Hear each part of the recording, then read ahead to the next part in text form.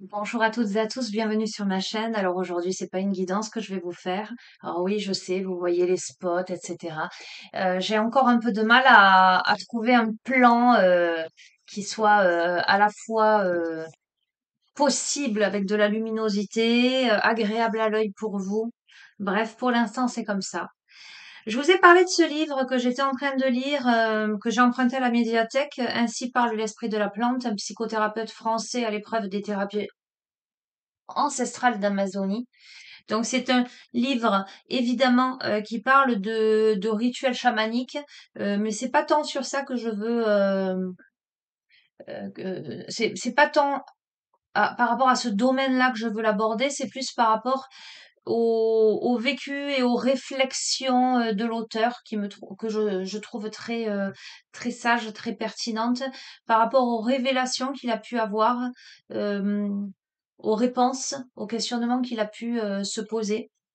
Voilà, je suis qu'à un peu plus de la moitié du livre, donc je ne l'ai pas encore terminé, mais je vais vous partager notamment un passage qui m'a interpellée. Ainsi parle la plante. Nos racines plongent profondément dans le terreau de notre histoire. Sans réconciliation avec elle, il n'y a pas d'enracinement possible. La rejeter, faire comme si certains événements n'avaient jamais existé, refuser de regarder en face le conflit, le drame, la souffrance, c'est se couper de nos racines. L'esprit ne peut s'incarner là où il y a refus de l'histoire et coupure des racines. Tant que le corps et la physiologie n'ont pas révélé quelques-unes de leurs inscriptions, l'enracinement n'existe pas ou est partiel. Se réconcilier avec notre histoire, c'est s'enraciner. S'enraciner, c'est accepter l'incarnation. Accepter l'incarnation, c'est interpeller l'esprit et le recevoir, c'est travailler à créer le. Le pardon est certainement la démarche intérieure la plus difficile. Comment pardonner à tous ceux qui nous ont fait tant de mal, qui nous ont déviés de notre trajectoire vers le divin? Cette conception fréquente des choses est elle-même une création de l'ego. La révolte, la colère, la rage peuvent nous habiter, s'exprimer contre ceux que nous percevons comme nous ayant fait du mal, et ainsi contre l'idée même du pardon. Ah non, jamais je ne pardonnerai une telle infamie, jamais. Il n'empêche que l'autre était là, sur notre chemin, pour nous mettre en état de choc. Le choc qui peut ébranler les fondements de notre histoire et de notre ego. Nous avons toujours une responsabilité dans ce qui nous arrive et l'autre ne fait qu'être le révélateur de ce que nous portons déjà en nous.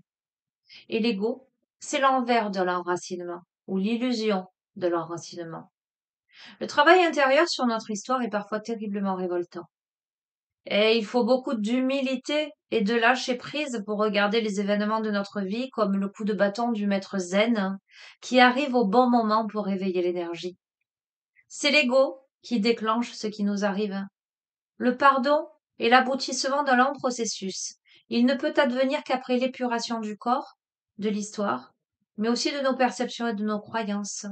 Et cela passe par la prise de conscience que notre perception est faussée par les résidus de l'histoire. Cela me reste sur le cœur. J'en ai gros sur le cœur. Ces expressions populaires traduisent bien des embarras cardiaques qui entravent l'ouverture et la réceptivité, à l'écoute, à l'acceptation et à la capacité à aimer. Le cœur ne peut s'ouvrir et le chemin de l'amour s'esquisser que s'il y a eu pardon auparavant. Et l'autre est au centre même de tout ce processus. L'autre, celui ou celle qui, très souvent, nous dérange tellement. L'autre par qui advient la transformation si nous sommes dans la conscience. Et c'est tellement clair que nous pouvons identifier les étapes du chemin de transformation de façon générale.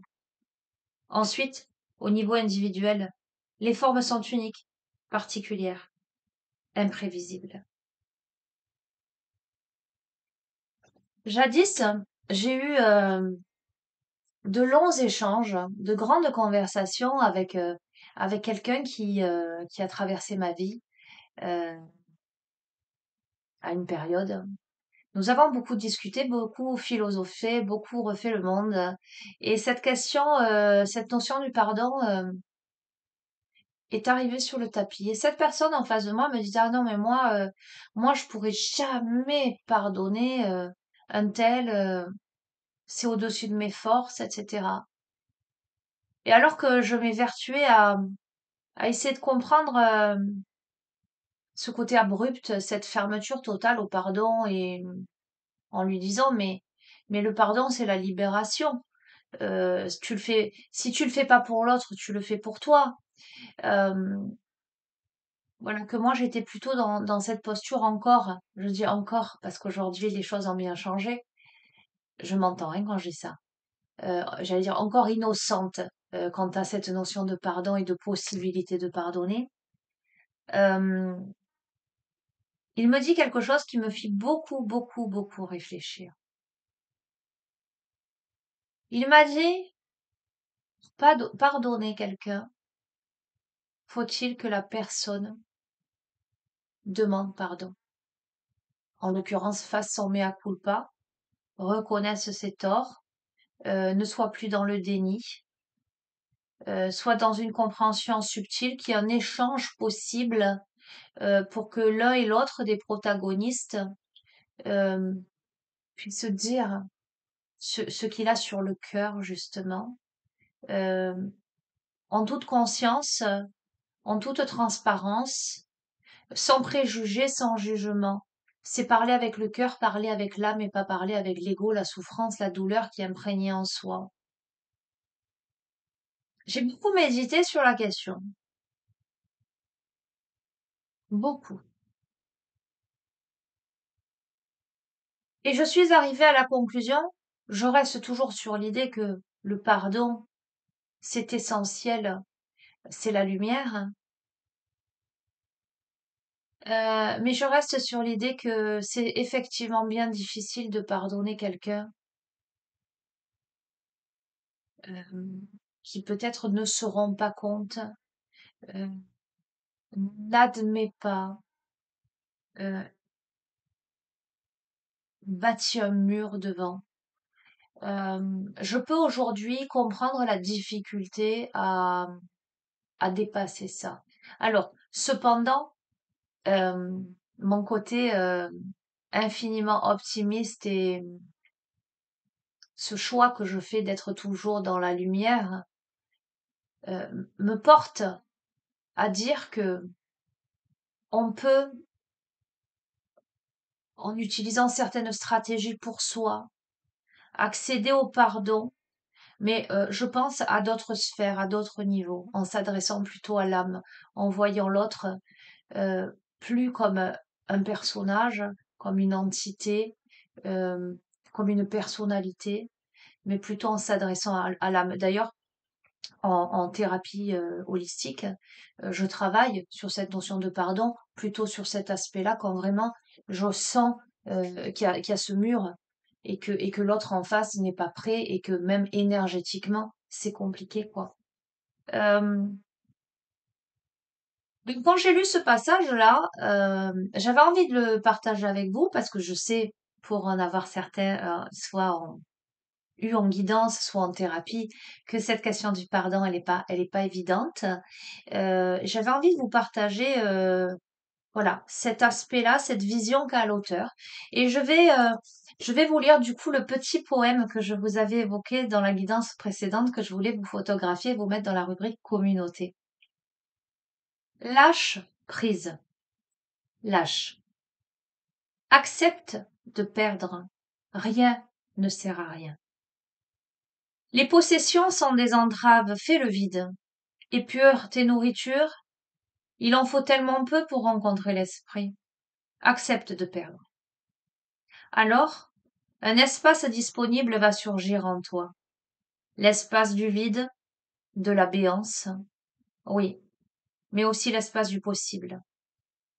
Tu ne sais pas ce qui va venir ensuite. Ton mental, lui, voudrait savoir. Mais fais confiance. Ouvre les yeux et regarde. L'espace du vide contient des trésors. Le vide est un vide fertile. Le vide révèle l'invisible. Le vide augmente la conscience. Le vide appelle la forme, le plein. Le vide est un contenant pour la forme. Tu n'habites pas dans les murs de ta maison, mais bien dans le vide créé par ces murs. Mets-toi en diète, ainsi tu connaîtras le vide qui mène au pardon.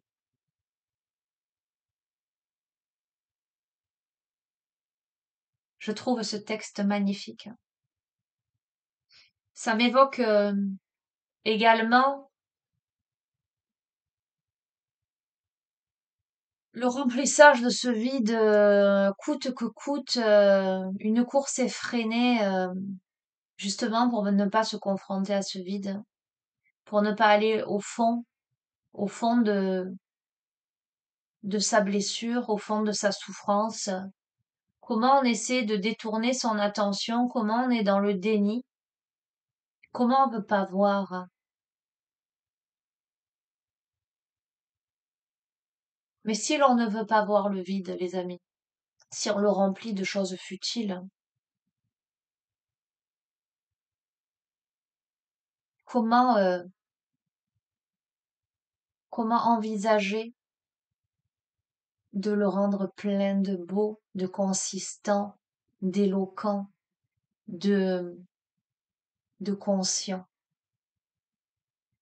Je vous invite à méditer sur cette notion de conscience. Je vous invite à méditer sur ce lâcher-prise. Il y a une expression qui dit moi je ne perds jamais, soit je gagne, soit j'apprends. Et je crois que c'est ce qu'il y a à retenir aujourd'hui.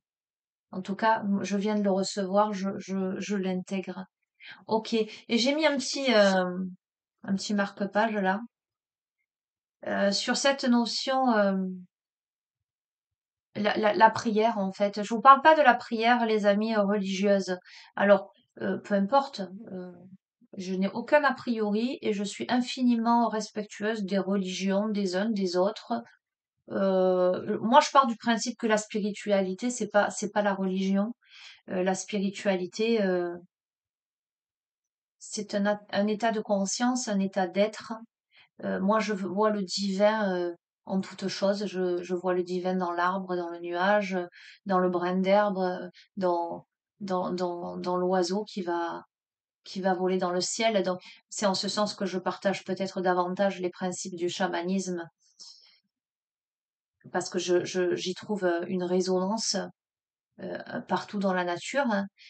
Mais certains d'entre vous, et aucun jugement là-dessus, et chacun voit les choses comme il ressent et les vit à sa manière, ont besoin de l'aspect religieux, ont besoin de représentations, de symboles, etc.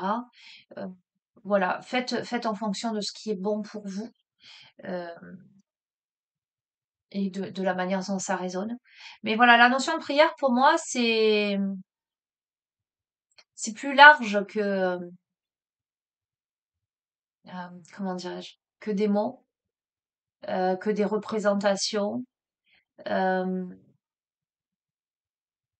la prière, pour moi, c'est le don de soi, c'est la connexion au tout, c'est la présence, j'entends, la présence à soi profondément, ce soi qui est le tout en même temps, qui est à la fois le tout. Je vous dis souvent, ce que je sais, c'est que je ne sais rien et qu'en même temps, je sais tout à la fois. Euh, dans cet espace-temps entre le tout et le rien, il y a cet instant présent, euh, juste cette étincelle divine. Ok. Et donc, je vous lis ce que note l'auteur, hein. Il y a différentes formes de prière, hein. Tu ne peux vraiment prier que si tu es intérieurement disponible. Alors tu trouveras ta prière. Il y a la prière demande, celle qui repose sur une souffrance et sur la foi. Demandez et vous recevrez.